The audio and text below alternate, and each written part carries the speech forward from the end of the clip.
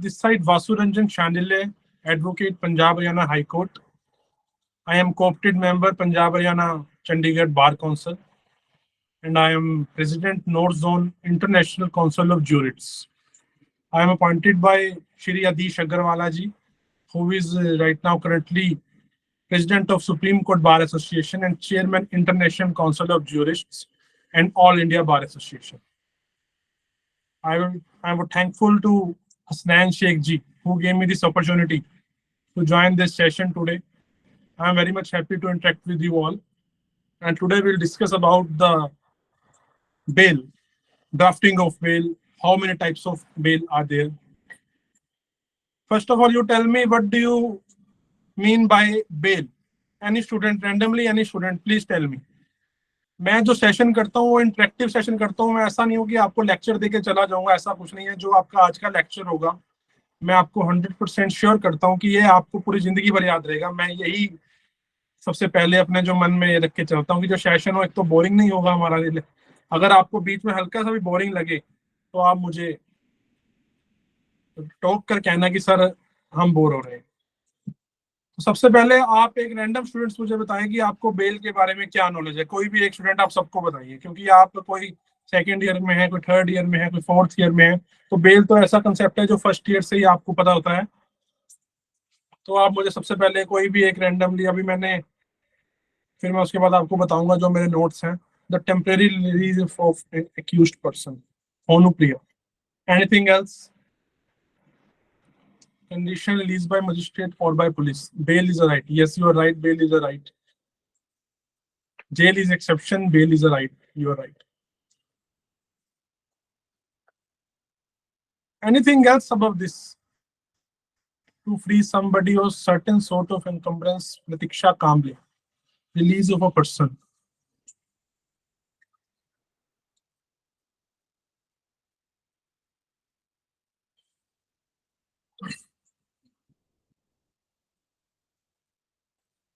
So friends, private custody to public custody. This is good.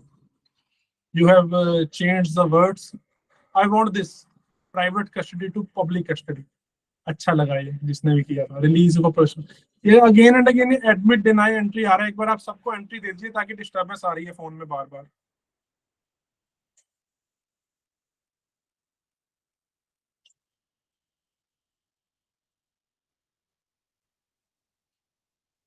चलो friends, आपने बहुत अच्छे रिप्लाईज किए. Release Uzma Naseem release some security note to ensure appearance में. Okay, where is some person basis security.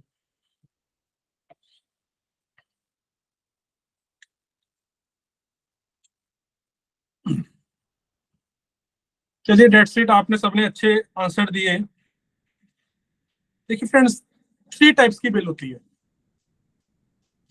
Anticipatory bill, regular bill और blanket bill. Anticipatory bill आप तब file करते हैं जब आपके खिलाफ कोई एफआईआर हो जाती है, कोई एफआईआर रजिस्टर्ड हो जाती है और आपको एप्रीहेंशन होता है कि पुलिस मुझे अरेस्ट कर सकती है, पुलिस मेरे तक आ सकती है, पुलिस मेरे घर पर रेड कर सकती है. तो टू सिक्योर योरसेल्फ हम बेल डालते हैं, एंटीसिपेटरी बिल डालते हैं. और बेलेबल ऑफेंसेस में एंटीसिपेटरी बिल जल्दी मिल जाती है और रेगुलर बेल में जो हमारा आईपीसी का चार्ट है उसके हिसाब से हमें बेल ग्रांट कोर्ट के द्वारा की जाती है. इंग्लिश और हिंदी में हमारा लेक्चर रहेगा. कुछ साथी जो हैं वो साउथ के भी मेरे साथ जुड़े हुए हैं, तो उनके लिए भी मैं एक बार ये दोबारा एक्सप्लेन करूंगा. We have 3 types of bail: anticipatory bail, regular bail and blanket bell.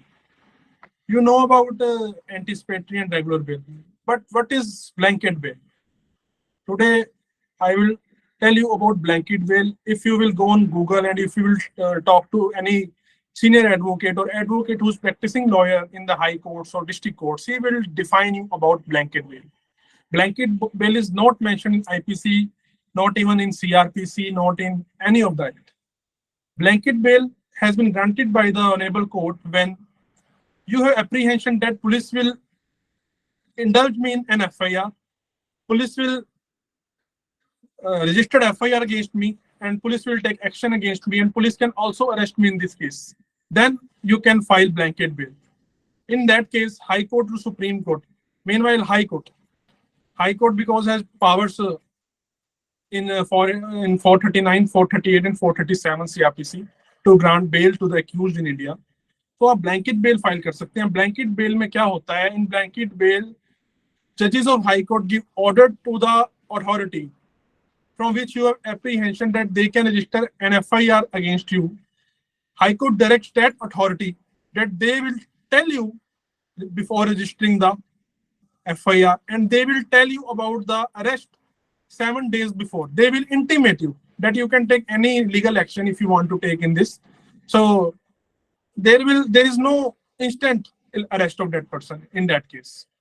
Instant arrest आपकी नहीं होगी ब्लैंकेट बेल में. ब्लैंकेट बेल में आप पहले हाई कोर्ट में मूव करेंगे. हाई कोर्ट अथॉरिटी को, पुलिस अथॉरिटी को, या कोई भी सीबीआई है, एनआईए है, ईडी है, अगर आपको एप्रीहेंशन है कि आप ऐसा कुछ आपके खिलाफ एफआईआर होने वाला है, आपको कोई झूठा केस में कोई फंसा रहा है, तो आप ब्लैंकेट बेल फाइल कर सकते हैं. उसके बाद हम बात करेंगे रेगुलर बेल. रेगुलर बेल क्या होता है? Regular bail is frequently issued to an individual who has previously arrested by the police. वो रेगुलर बेल फाइल करते हैं. रेगुलर बेल हाई कोर्ट्स में और डिस्ट्रिक्ट कोर्ट्स में जाती है और फिर हाई कोर्ट्स में जाती है. पहले आपको डिस्ट्रिक्ट कोर्ट में अप्लाई करना पड़ता है. उसके बाद आपको, अगर आपकी वहां से डिसमिस या रिजेक्ट हो जाती है, तो आप हाई कोर्ट अप्रोच करते हैं. उसके बाद हम बात करते हैं एंटीसिपेटरी बेल की. एंटीसिपेटरी आप सबको मैं बता ही चुका हूँ. Anticipatory bail is when you want to away from police and you don't want any arrest in that case, and you move to the court and court see all the documents that your arrest is not important in this case, then court grant you anticipatory bail. How to apply for bail? अब आपकी bell हो चुकी है, तो आप bell में आप jail से बाहर कैसे आएंगे? बेल बॉन्ड्स, श्योरिटीज, इन दो चीजों को आप हमेशा याद रखिएगा. Bail bond and surety. Bail हो जाती है तो वो कैसे होती है? आप जेल से एक्यूज्ड बाहर कैसे आता है? हाई कोर्ट में आपकी, डिस्ट्रिक्ट कोर्ट में, हाई कोर्ट में आपकी बेल ग्रांट हो गई, आपके एक्यूज्ड को बेल मिल गई, तो वो बाहर कैसे आएगा? क्या हाई कोर्ट का ऑर्डर से वो बाहर आ जाएगा? No, he can't come after order of High Court till the sureties और bail bond has been furnished by the accused और his family in the district court where the main case of the accused is going on. अब हम example लेते हैं, जैसे हरियाणा का case लेते हैं. हरियाणा के करनाल में एक एफआईआर लॉन्च होती है. FIR has been launched in Karnal and the case is pending in district court Karnal, and high court gave bail to the accused in that case. High Court will write in their order in the last that after bail bond and after filling the sureties, the person will become out of the jail. So friends, इसके अंदर आपको court decide करता है, जो आपका local वो होते हैं, जो आपके मजिस्ट्रेट होते हैं, वो डिसाइड करते हैं जिस कोर्ट में आपका केस चल रहा होता है. दे डिसाइड से उन्होंने आपसे किस श्योरिटी लेनी है, किसकी श्योरिटी लेनी है, किस चीज की श्योरिटी लेनी है, किस टाइप की श्योरिटी लेनी है. अब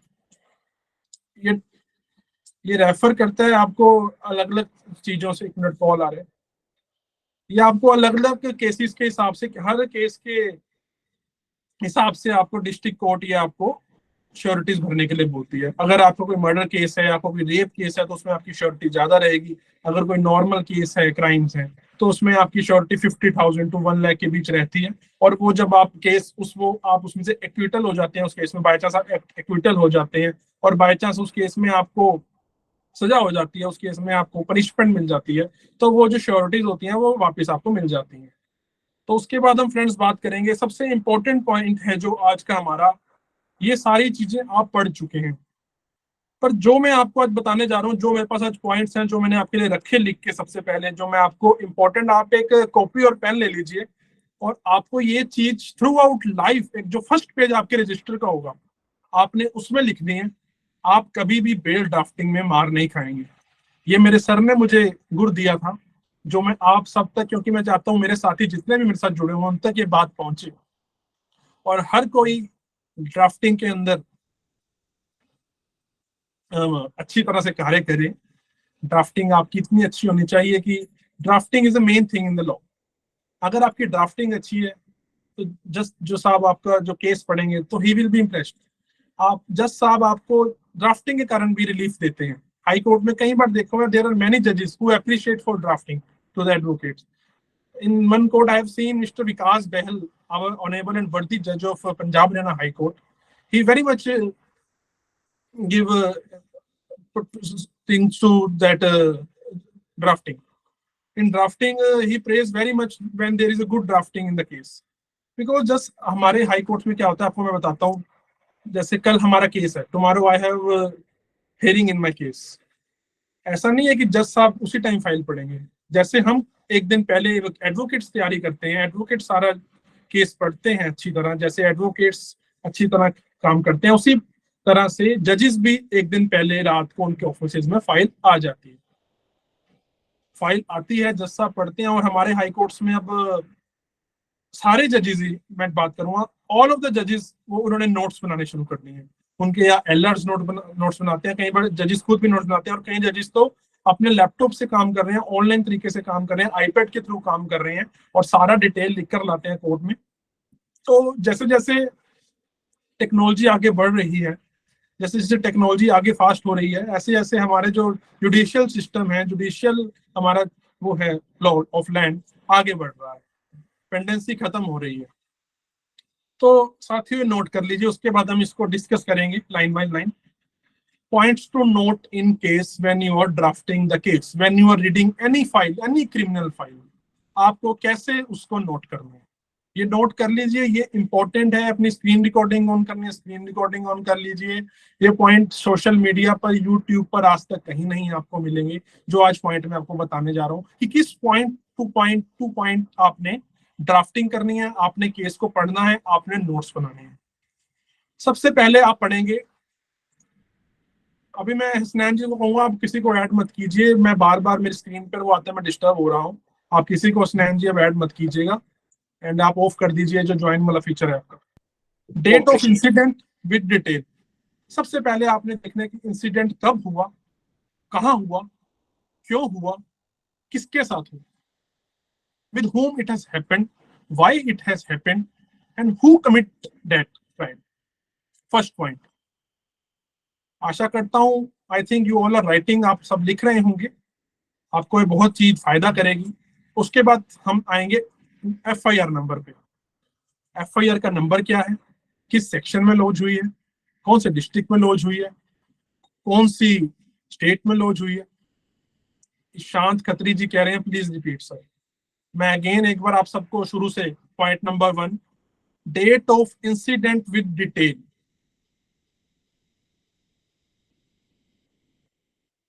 पॉइंट नंबर 1 है, आप सब नोट कर लीजिए, date of incident with detail, FIR number. आप डिटेल में अब क्या लिखेंगे, who commit that crime, why he commit that crime, against whom he has committed that crime। 3 चीजें आपके पास आ गई, आपके नोट्स बन गए, आपके माइंड चलना शुरू हो गया, आपके माइंड में बात आएगी कि क्यों हुआ था, किसने किया था, क्या रीजंस थे इसको करने के क्राइम। सेकंड, एफआईआर नंबर आपको मैंने बता दिया, FIR registered, when it is registered, the time of registration, the delay in registration, the police station in which the FIR has been registered, who is the IO in that case, there is any other IO in that case, there is 2 IO or there is 1 IO. IO is investigation officer in that FIR. Either the person has been arrested by the police, either the person is out of police custody. You all have to write this thing. Who is complainant? Fourth point. Date of incident, FIR number, arrest। Fourth point हम लेकर आ रहे हैं, who is complainant. Complainant कौन है। अब आपके पास तरह तरह के केस आएंगे, there are number of cases जो हम रोज पढ़ते हैं। Some cases are the disputes of family, somewhere the brother gave complaint against his brother gave complaint against his sisters, family matters. If we talk about government officials matter, some clerical persons of the person of that office give complaint against their higher officials। वो आप सब note करेंगे कि ये किस level का आपकी FIR है, वो एफआईआर टू एफआईआर वेरी करेगा। तो ये सबसे इंपॉर्टेंट पार्ट कि कंप्लेंटेंट कौन है और कंप्लेंटेंट ने एफआईआर क्यों करवाई है, उसका रोल क्या है। Third point brother, arrest. Third point arrest. First point date of incident, second point FIR number, third point arrest, fourth point who is complainant. अभी 4 चीजों को जब आप पढ़ोगे तो आपका ये आपने तब यूज करना है, ये आप जब नोट्स बना रहे हो एफआईआर के, पहले आपने एफआईआर के नोट्स बनाने हैं, उसके बाद आप ड्राफ्टिंग तैयार करोगे उस केस में कि इस केस में कैसे क्या हुआ, आप बेल में क्या आपके पॉइंट्स हैं, आगे मैं बताऊंगा, वो डिस्कस करूंगा। अब तक आपको समझ आ गया होगा। आप थंब कर दीजिए सारे एक बार, ताकि मुझे कंफर्म होता है कि आपकी समझ आ गया है। थंब आप कर दीजिए जी, काफी थम्स आ चुके हैं, थैंक यू। और आपको समझ भी आ रहा होगा जो मैं सिखा रहा हूँ अब तक, और लेक्चर बोरिंग नहीं होगा। मैं ये भी आप सबसे आशा करता हूँ आपको मेरा लेक्चर बोरिंग नहीं लग रहा, क्योंकि ना तो मैं कभी क्लास में अपनी बोरिंग लेक्चर अटेंड करना पसंद करता था, और ना ही मैं अब खुद कभी लेक्चर ऐसा देना पसंद करूंगा, क्योंकि मैं बहुत लेक्चर्स दे चुका हूँ। मैं बेस्ट डिबेटर भी रहा हूँ अपने उसका यूनिवर्सिटी का, जहाँ भी मैं जाता हूँ मैं मोर देन 100 डिबेट्स कॉम्पिटिशन में पार्टिसिपेट कर चुका हूँ, तो मैं कभी भी बोरिंग चीज को पसंद नहीं करता। तो कम ऑन द टॉपिक। तो अगर ये लड़ाई झगड़े की है, there is FIR of any fight and all, तो उसमें कितने लोग इंजर हुए हैं आपको वो अलग से लिखना है। इंजरी क्या क्या हुई है, किसको हुई है, कैसे हुई है, 3 चीजें आपने नोट करनी है। इंजरी कैसे हुई, how injury happened, why injury happened, with which weapon injury has done by the culprits। ये तीनों चीजें आप नोट कर लेंगे, आपको अब तक हाफ ऑफ द केस समझ आ जाएगा। यहाँ तक जब आप ये पढ़ेंगे तो आपको समझ आ जाएगा कि आपने हाफ केस आपको आपके दिमाग में बैठ गया। जैसे हम फिल्म देखते हैं ना, एक फिल्म में चलती रहती है, फिर आपके वो दिमाग में ऐसी घूमती रहती है। ऐसे ही हमने हर केस को पढ़ना है। हमने किसी भी केस को बोरिंग नहीं समझना है। हर केस को जब आप ऐसे पढ़ना शुरू कर देंगे, line wise line, step by step, तो आपको डेफिनेटली उस केस में समझ आएगा। आपको कम तैयारी करनी पड़ेगी। आप जुडिशरी बेंच के सामने जब जाएंगे तो आप कॉन्फिडेंट होंगे, और आप कहेंगे कि ये केस बिल्कुल आपके दिमाग में, और आपको ये केस पूरे सालों साल याद रहेगा। 5 पॉइंट्स हो गए। Date of incident, FIR number, arrest, who is complainant, the person injured. Injured कैसे हुई आप अपना एज पर एफआईआर पढ़ लीजिएगा। Relation of injured and deceased, important point कि इस केस में अगर आपके पास कोई लड़ाई झगड़े का केस आता है, कोई फाइट वगैरह का केस आता है, आपके पास कोई इंजरी हो चुकी है, मर्डर का केस आ जाता है, आपके पास मर्डर का केस आ जाता है, आपने बेल ड्राफ्ट करनी है, तो जो डिसीज्ड है, जो आदमी मर चुका है, हु इज डाइड, उसका क्या रिलेशन रहा है कंप्लेन उसके साथ, कल्प्रिट के साथ, एक्यूज्ड के साथ, what is the relation of the deceased with the accused. तो sometime there are cases, the person killed his friend, the person killed his brother, the person killed his teacher, the person killed the doctor, the person killed the professor, sometimes the person killed any government official। तो उनमें relation क्या था, relation क्या है आपका उसके साथ, फिर आपने उसको डिस्कस करना है कि रिलेशन क्या। पता कई बार भाई भाई लड़ पड़ते हैं, कई बार देयर आर मेनी केसेस भाई लड़ पड़ते हैं, मर्डर हो जाते हैं, तो आपका उनका रिलेशन क्या। कई बार घरों के झगड़े हो जाते हैं, प्रॉपर्टी के झगड़े हो जाते हैं, उसमें फाइट्स हो जाती हैं, तो आपका रिलेशन क्या है कि आपका ब्रदर है, भाई है, बहन है, आपका ऑफिसर है, कोई आपका गवर्नमेंट ऑफिसर, कोई क्लर्क क्लरिकल ऑफिसर है, आप किस तरह की एफआईआर को आप डील कर रहे हैं। There are many types of FIR. हम एफआईआर तो हमारे को पता ही नहीं है कैसी आती है हमारे पास कैसा भी केस आ सकता है। We are advocates and we have to deal with every type of cases. तो उसके बाद आप यहाँ तक पहुंच चुके हैं, उसके बाद हम बात करेंगे कि eye witness, important thing in the FIR, कोई आई विटनेस था या नहीं। अब मैं आपको बताऊंगा कि आपने अगर एफआईआर पढ़ी हो तो उसके अंदर लास्ट में एक लाइन लिखी जाती है। पूरे all over India FIR Hindi में लिखी जाती है, गुजरात में गुजराती में लिखी जाती है, पंजाब में पंजाबी में, रीजनल लैंग्वेजेस एफआईआर में यूज होती है, कुछ उर्दू के वर्ड्स भी यूज होते हैं। अगला सेशन एक हम रखेंगे जिसके अंदर मैं आपको एफआईआर के जो उर्दू वर्ड्स हैं उनके बारे में आपको एक चार्ट बनवाऊंगा, ताकि आपको एफआईआर पढ़ने में भी कोई प्रॉब्लम ना आए।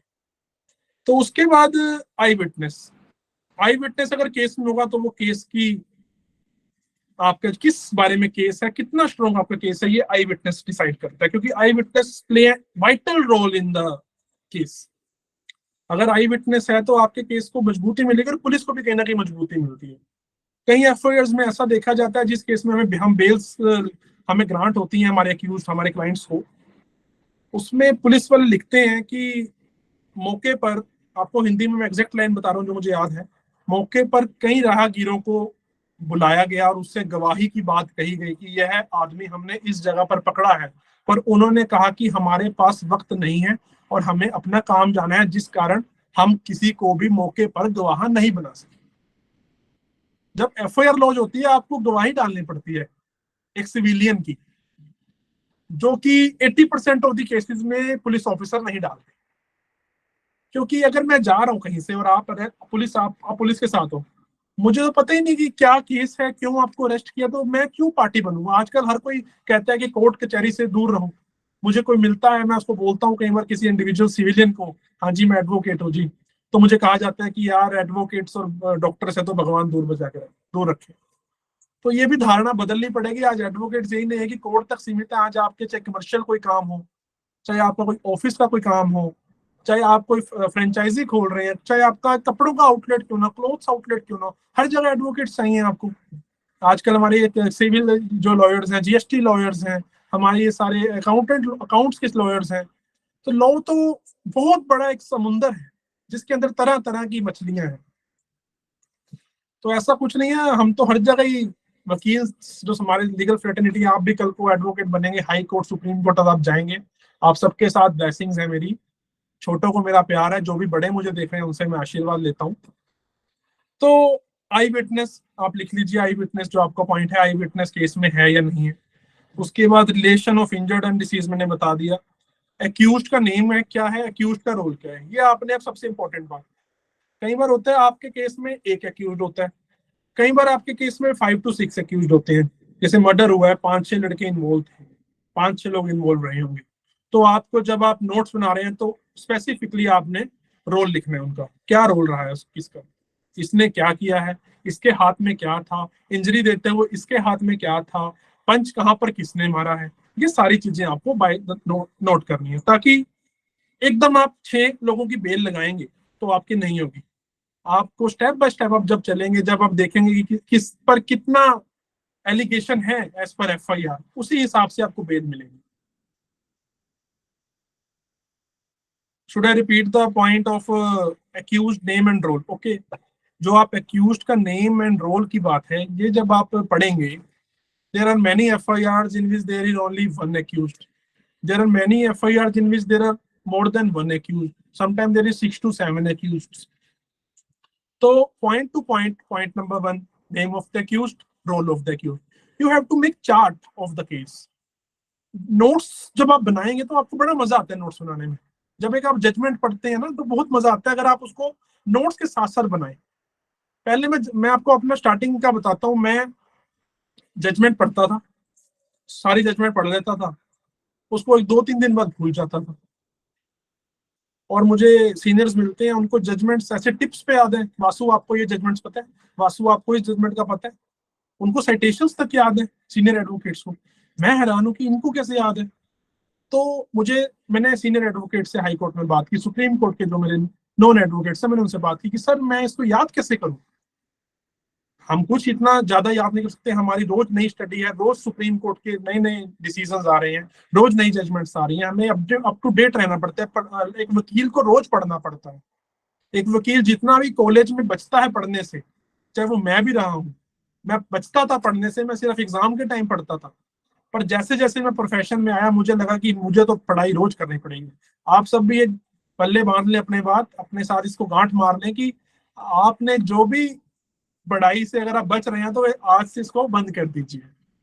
ये पढ़ाई से आप जितना बचोगे ये आपकी उतना पीछे दौड़ेगी। वकालत ऐसी चीज है, डॉक्टर्स का प्रोफेशन और वकालत BLLB, ये आपका कभी बुक्स पीछा नहीं छोड़ती, और ये बुक्स ही आपको सुप्रीम कोर्ट तक लेके जाएंगी, ये बुक्स ही आपको एक दिन माय लॉर्ड बनाएंगी, ये बुक्स ही आपको डिस्ट्रिक्ट कोर्ट्स का जज बनाएंगी, ये बुक ही आपको प्रोसिक्यूटर बनाएंगी, गवर्नमेंट प्रोसिक्यूटर्स बनाएंगी, और एक अच्छा सीनियर एडवोकेट हर चीज ये बुक्स बनाएंगी आपको। तो आपने इनका साथ कभी नहीं छोड़ना और पढ़ते रहना है। और दिन में 2 से 2.5 घंटे अगर आप स्टूडेंट है तो आपने डेली आपने पढ़ना ही पढ़ना है, ये आप गांड बांध लें। क्योंकि जो गलतियां मैंने की हैं, मैं नहीं सोचो कहूंगा कि वो आप सब भी करें। मेरे भाई बहन जो भी मुझे देख रहे हैं वो आप गलती करें, मैं कभी नहीं चाहूंगा। अगर मुझसे कुछ गलती हुई है तो मैं नहीं चाहूंगा कि जो मेरे आगे दोस्त हैं वो इसको दोहराएं। क्योंकि आप सभी कल को मेरे साथ मेरे प्रोफेशन को ज्वाइन करेंगे।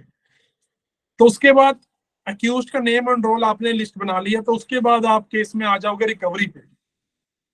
हम एक बार रिपीट कर लेते हैं। डेट ऑफ इंसिडेंट हमारा हो गया, हमारा एफआईआर नंबर हो गया, हमारी अरेस्ट कवर हो गई, हमारा कंप्लेनेंट कवर हो गया, हमारा पर्सन इंजर्ड कितने थे ये भी कवर हो गया, relation of injured and deceased हमारा ये भी कवर्ड हो गया, आई विटनेस कितने थे हमारा ये भी कवर्ड हो गया, एक्यूज का नेम एंड रोल क्या था हमारा ये भी कवर हो गया। अब इस केस में रिकवरी क्या है?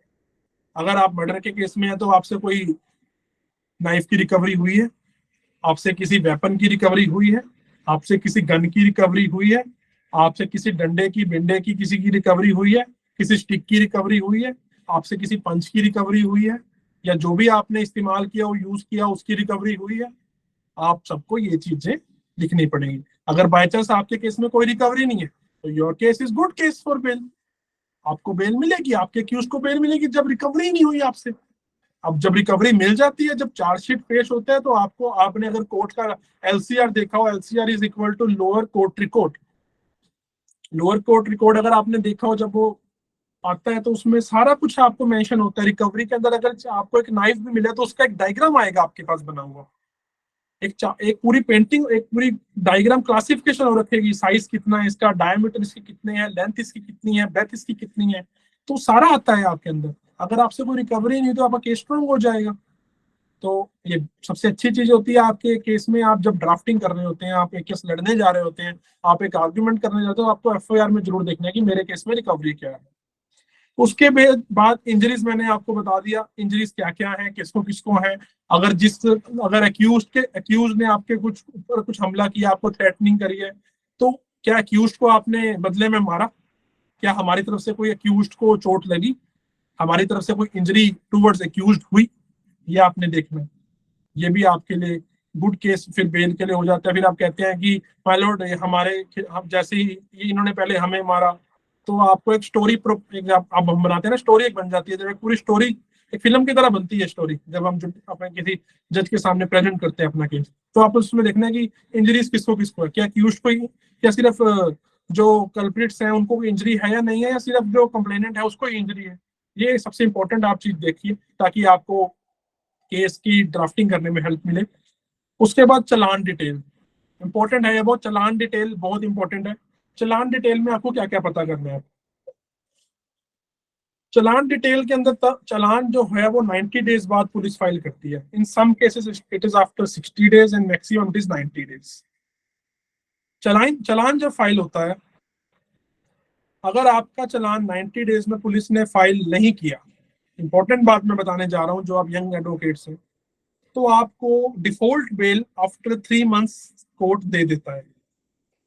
हमारे कई केसेस में ऐसा हुआ है जिसमें पुलिस ने चालान पेश नहीं किया, चालान फाइल नहीं किया, जिसका जो फायदा है उन्हें एक्यूज को मिल गया।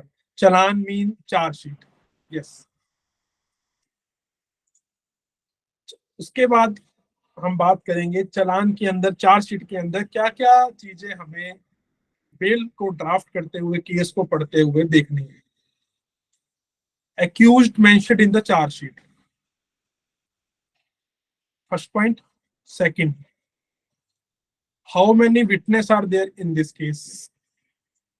पुलिस हर केस में विटनेस बनाती है उस केस को स्ट्रॉन्ग करने के लिए। How many witness are there? How many police official who are witness in this case? How many civilians who have made witness by the police in that case?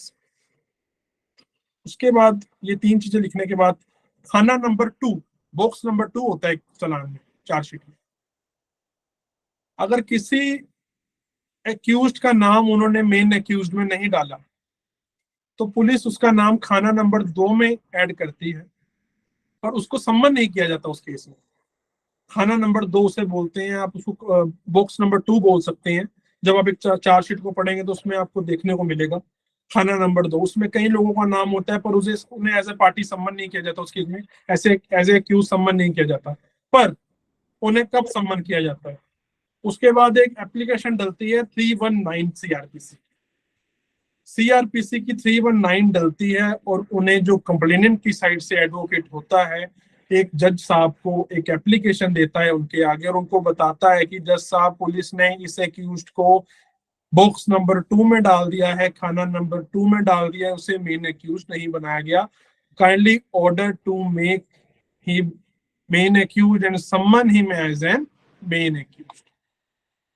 उसके बाद अगर जज साहब आपकी जो एप्लीकेशन है उसको अलाउड कर देते हैं तो खाना नंबर 2 वाले लोग भी मेन एक्यूज में आ जाते हैं। तो उसके बाद चार्जशीट में आपने सब चीजें देख ली। उसके बाद आप चार्जशीट में देखेंगे डिले कितना है। चार्जशीट में ऐसे कौन से डॉक्यूमेंट्स हैं जो आपके फेवर के थे, पुलिस ने नहीं लगे। चार्जशीट में अगर कोई ऐसी डिटेल है कि आपने क्राइम कमिट हुआ पर उस क्राइम में आप थे ही नहीं, क्या पुलिस ने आपकी कॉल डिटेल लगाई? क्या पुलिस ने आपकी मोबाइल की लोकेशन, टावर लोकेशन उस चार्जशीट में लगाई? अगर आपने कोई अपने फेवरेबल डॉक्यूमेंट्स पुलिस को दिए थे जिससे आपकी एक जो इनोसेंसी है वो प्रूव होती है, क्या वो चीज उन्होंने लगाई? अगर वो नहीं लगाई तो ये सब आपने नोट करनी है ताकि आपको at the time of bail आपको उससे रिलीफ मिले, आपको उससे हेल्प मिले। उसके बाद विटनेस मैंने आपको बताया दिया। उसके बाद ये सारे आपके इकट्ठे होकर एक फेवरेबल पॉइंट्स आपके बन जाएंगे। उसके बाद आप एक अपना केस अच्छी तरह ड्राफ्ट कर सकेंगे और उसके बाद एक आपका केस जो अगर फिट फॉर द बेल होगा तो डेफिनेटली आपको बेल मिलेगी। और सुप्रीम कोर्ट कहता है jail is exception and bail is right. Sir last point मैंने आपको बताया, चार्जशीट के बारे में बताया मैंने। लास्ट पॉइंट आपको चार्जशीट के अंदर आपने देखना है कि वैसे तो ये रिकॉर्ड हो रहा है लेक्चर, आप सबको आप रिपीट ऑन रिपीट देख सकते हैं, नोट कर सकते हैं। बाकी मैं आपको नोट्स की जो फोटोग्राफ है मैं हसनैन जी को भेज दूंगा ताकि वो आप सबको एक रिटर्न मेरे पास है पॉइंट 2 पॉइंट वो भी आपको दे देंगे। बाकी मैं आपको ऐसे भी दिखा इसमें भेज दूंगा मैं आपको। तो ये सब चीजें थी। और अगर मैं आप कहूंगा कि कोई मुझे बताए कि उनको कोई पॉइंट समझ नहीं आया तो मैं उसको रिपीट करूँ, एक बार मेरे से कोई बात करें ताकि इस लेक्चर को बोर ना किया जाए। आप रिटर्न मैसेज ना कीजिए, अपना माइक ऑन करके मुझसे बात कीजिए, अपना नाम बताइए ताकि मैं आपको एक क्वेश्चन की क्वेरी का आंसर दूं।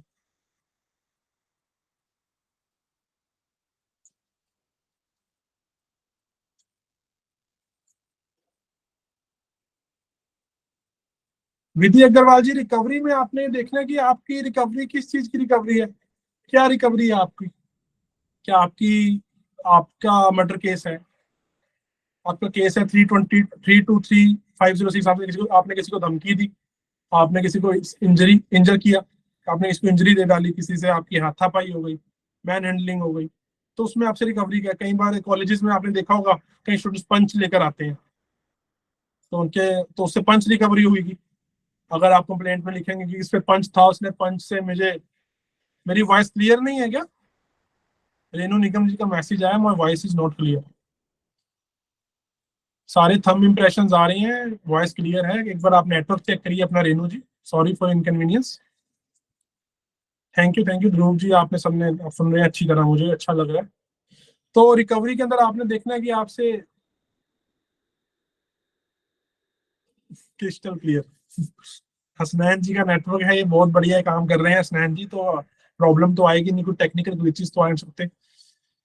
पहले भी इन्होंने इंटरव्यू लिया तो बहुत अच्छा ये काम कर रहे हैं। तो उसके बाद रिकवरी के अंदर आपको ये चीजें सब देखनी है कि किस तरीके की रिकवरी है या रिकवरी नहीं भी है या नहीं। इस केस में आपको ये सारी चीजें जरूर देखनी है ताकि आपका केस स्ट्रॉन्ग हो सके। अगर रिकवरी नहीं है तो बहुत अच्छा केस हो जाता है, बहुत स्ट्रॉन्ग केस हो जाता है। आपको बेल मिलने के चांसेस 99% हो जाते हैं। आपको अप्रिशिएट करती है और पुलिस को डांट लगती है कोई रिकवरी नहीं होती तो आपने एफआईआर क्यों की। सेकंड खाना हो chargesheet. Sir you talked about many witness, what have you written? Documents are coming. Wait.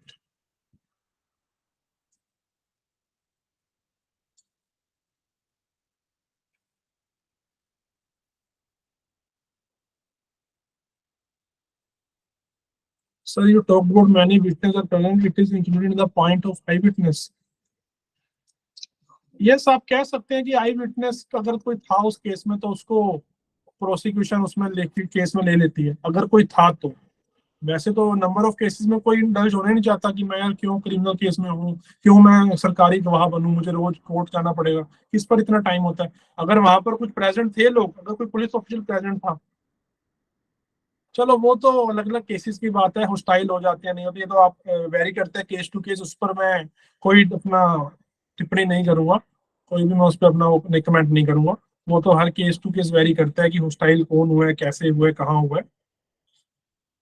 तो ये सब चीजें हैं, आप स्टेप टू स्टेप आपको मैंने गाइड कर दिया बेल एप्लीकेशन के बारे में, और ये आपको थ्रू आउट लाइफ आपको ये काम करेगी ये चीज। और अब मैं आपको बताऊंगा, जब आप फाइल करते हैं एक बेल एप्लीकेशन तो आपको क्या क्या करना है। सबसे पहले कोर्ट का नाम, इन द कोर्ट ऑफ, कहाँ आप कर रहे हैं, in the session court, in the high court. Second खाना वो चार्जशीट ये होता है कि एक खाना नंबर 1 होता है, खाना नंबर 2 होता है। उर्दू में इसी शब्द का प्रयोग किया जाता है, हरियाणा, पंजाब, चंडीगढ़ हर जगह खाना नंबर 2 एडवोकेट को पता होगा। बॉक्स नंबर 2 इंग्लिश में अगर ट्रांसलेशन करते हैं तो उसको हम बॉक्स नंबर 2 कह देते हैं, पर it is commonly known as खाना नंबर 2। खाना नंबर 2, खाना नंबर 2 में ऐसा होता है कि आप एक जगह प्रेजेंट थे, वहां पर किसी का मर्डर हो गया, पर आप रेस्टोरेंट में थे, वहां पर मर्डर हो गया। मर्डर होने के बाद पुलिस आई, वहां से ऑन स्पॉट ही जो अक्यूज है अरेस्ट हो गए। और एक विटनेस ने वहां पर बोल दिया कि ये जो सामने टेबल पर बैठा है इसने भी मारने में हेल्प करी है, पर अब ये शो नहीं कर रहा है, अभी वहीं वापस वहां जाकर बैठ गया। और ना ही उसके खिलाफ कोई प्रूफ है, ना ही कोई वीडियो प्रूफ, ना ही कोई सीसीटीवी प्रूफ। मतलब वो जो आई विटनेस ने अपनी खुन्नस निकालने में उसका नाम ले दिया, या किसी ना किसी प्रेशर में उसका नाम ले दिया। तो जब पुलिस ने इंक्वायरी की उसका नाम नहीं आया, तो पुलिस को लगा कि पर कुछ डॉक्यूमेंट्स उसके अगेंस्ट आ रहे थे, वो वहां पर था। तो जब ऐसी सिचुएशन होती है तो पुलिस एक्यूज को खाना नंबर 2 में ऐड कर देती है। उसको बुलाया नहीं जाता कोर्ट में, पर वो खाना नंबर 2 में ऐड रहता है। ये डिस्क्रिप्शन ऑफ कोर्ट है कि वो केस टू केस वेरी करके सारी जो डॉक्यूमेंट्स है उसको पढ़ने के बाद कोर्ट डिसाइड करती है कि खाना नंबर 2 का जो व्यक्ति है, जो अक्यूज है, उसको मेन अक्यूज बनाना चाहिए या नहीं बनाना चाहिए। इसलिए है खाना नंबर 2 का मतलब।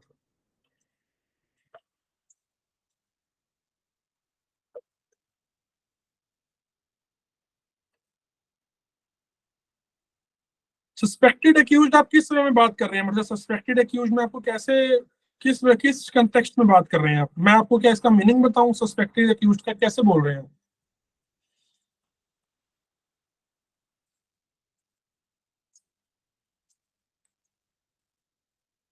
जिसने मैसेज किया था, आप किस वे में सस्पेक्टेड, मैं जो आपको जो मेरी, मैं आपको अपनी लीगल लैंग्वेज में बताता हूँ। Suspected sir, kindly can you do also one session in future Urdu word. I will definitely do, I will talk with Hasnain. And आप सारे, आप नंबर ज्यादा होगा ताकि एक बार सेशन होता है रोज रोज।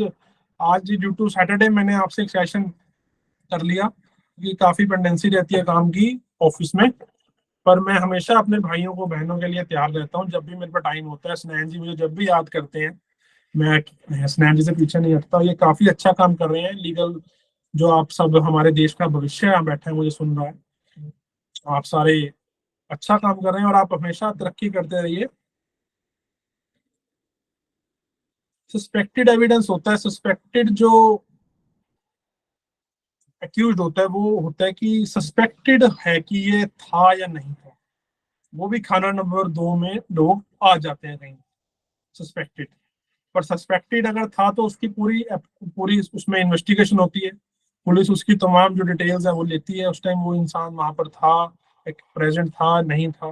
तो ये सारी eight the time of investigation की और केस टू केस वेरी करती हैं। हम यहाँ पे हर केस की बात नहीं कर सकते, तो इसलिए ये हर जगह अलग अलग केस के हिसाब से सस्पेक्शन, जो सस्पेक्टेड एक्यूज है उसके बारे में हम बात करते हैं। तो कोई आप मेरे से बात कीजिए ताकि ये लेक्चर बोर ना हो। कोई क्वेश्चन आपको क्वेरी हो, आप लिखिए मत, आप मेरे से बात कीजिए जो अपना नाम बताकर, ताकि और भी लोग आपको सुन पाए। अगर आपसे कोई क्वेरी क्वेश्चन है, जो मैं स्नैन जी को कहूँगी, माइक जो म्यूट है इसे आप ऑप्शन ठीक करिए, ताकि इनमें सबसे इंटरेक्ट हो सकूं। मुझे अच्छा लगेगा कि आप अगर ऐसा ठीक करेंगे। और इसी के साथ मैं आपको बता दूं, आप इंस्टाग्राम पर मैं एक्टिव हूँ वासु रंजन शांडिल्या के नाम से। VASURANJAN Ranjan, Vasu Ranjan Shandilya, SHANDILY। आप वासु शांडिल्य भी डालेंगे, वो भी आपको इंस्टाग्राम पर सबसे फर्स्ट नंबर पर मेरा नाम दिखाई देगा, ADV वासु शांडिल्य। तो आप इंस्टाग्राम पर आपकी कोई भी क्वेरी हो, कोई भी इंटर्नशिप के लिए आपने चंडीगढ़ मेरे पास आना हो, और ऑल ओवर इंडिया आपको कहीं भी इंटर्नशिप करनी हो, तो आप करना, I will always there for you all, because आपने मुझे सुना, आप आज मेरे साथ जुड़ गए हैं, व्यक्तिगत तरीके से आप मेरे साथ जुड़ गए हैं, इंडिविजुअली आप मेरे साथ जुड़ गए हैं। आप मुझे नंबर अब मेरा नोट कर लीजिए, 94917200, 94917200, 94917200। आप कभी भी सैटरडे संडे मैं स्टूडेंट्स के लिए रखता हूँ, शाम को 6 से 8, कभी भी आपको कोई क्वेरी है तो आप फोन भी कर सकते हैं, मैसेज भी कर सकते हैं। उसके बाद आपको कोई भी लीगल इश्यूज पे चाहिए राय, कोई जजमेंट्स आपको चाहिए, आप मूट कोर्ट्स में पार्टिसिपेट किया कीजिए, क्योंकि जितनी आप मेहनत करेंगे, जितना आप पढ़ेंगे, उतना आपको थ्रू आउट लाइफ फायदा मिलेगा। आप अभी से कोर्ट जाना सब शुरू कीजिए। फर्स्ट ईयर में है तो फर्स्ट ईयर में भी आप जाइए। सर आपने जैसे बोला कि अगर कोई खुन्नस की वजह से कोई दूसरे आदमी को पुलिस को बता देंगे, तो अगर उस आदमी को क्लीन चिट मिली तो वो आदमी जिसने एलिगेशन लगाया था उसके अगेंस्ट, हाँ जी मैम, आप उसके खिलाफ एक्शन ले सकते हैं।